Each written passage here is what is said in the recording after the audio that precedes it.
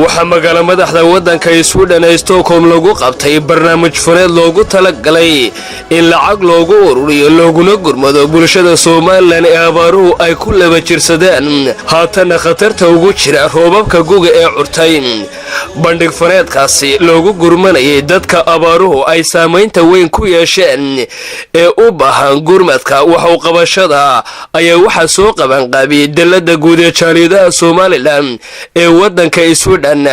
waxaana fanaaninta bandhigaasi dhigaya kamid ahaa Nuur Daalacay Sir Maxamuud Cumar Yare Cali Daanto iyo kuwa kale oo tiro badan oo uga soo ciyaar guday wadamada qaaradda Yurub fanaanintaasi ayaa waxa ugu talagaleen in lacagta ka soo baxda bandhig faneedkaasi loogu deeqo shacabka Soomaaliland ee abaaruhu ay waxyeeleeyeen waxa ka qayb galay barnaamijkaasi bandhig faneedka ahaa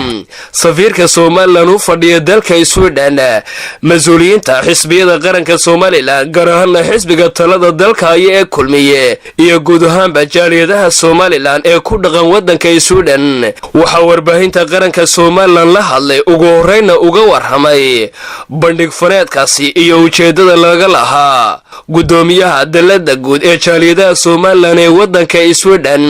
Mustafa Cabdi Ismaaciil iyo xogayaha daladaasi Ali Xasan iyo sidoo kale gudoomiyaha xisbiga kulmiye ee wadanka Sweden bandhigan caawaanu sameynay waa bandhigan ugu talagalnay inaan u sameeyno qaaran ururin aan ururino wixii allaale wixii karaankayga oo aan ku taageerino walaalahayga tabaaleysan ee runtii ay dhibaatadu ay saameysay run ahaantii markii ugu horeysay maaha reer Sweden ee qaaran ururiyeen ilaa maalintii abaaruhu ay bilaabmeen ilaa iyo maanta reer Sweden magaalo walba tuulo walba qaaran ururintu way soconaysay daladuna xoog bay arintaas iska saartay munaasabada waxaan u soo agaasimnay sidii aan ugu taageeri lahayn dadkeena abaaruhu ku habsadeen oo runtii u baahan maanta taakulayn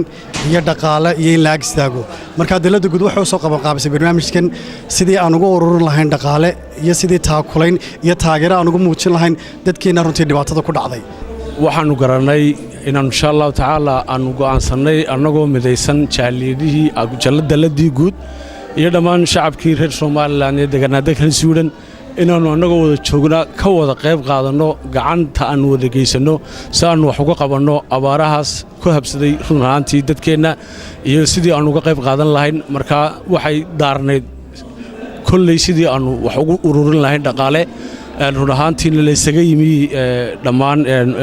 wadanka Sweden gudihiisa laga wada yimi safiirka jamhuuriyadda Soomaaliland u fadhiya wadanka Sweden ambassador Sakariya Xasan Wacays oo isaguna ka hadlay ayaa waxa uu sheegay waxaas oo dhan waxa loo sameeynaa oo loo qabanayaa in dadkeena tabaaleysan ee abaaruhu ay ku dhaceen in wax la qabto alxamdulillah rabbil caalamiin ilaahay baa mahadle inuu roobkii inoo daay oo roob nimcadii inoo timi laakiin wali dadku waa baahan yihiin marka fariintaan faraya waxa weeyaan waa inaynu sii wadnaa roobku haduu daay waanu sii wadnaa kana tashanaa mustaqbalka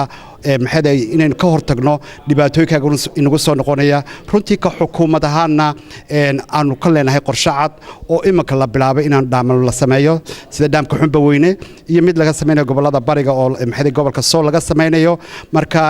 runtii xukuumaddu qorshe ka leedahay abaarihii inagu soo noqnoqonayay aad iyo aad waxaan ugu faraxsanahay una hambalyeynaya dhammaan qurba joogta Soomaaliland meel kasta oo joogan gaar ahaan wadanka Sweden ayaan leeyahay jisaaka la wixii aad qabateen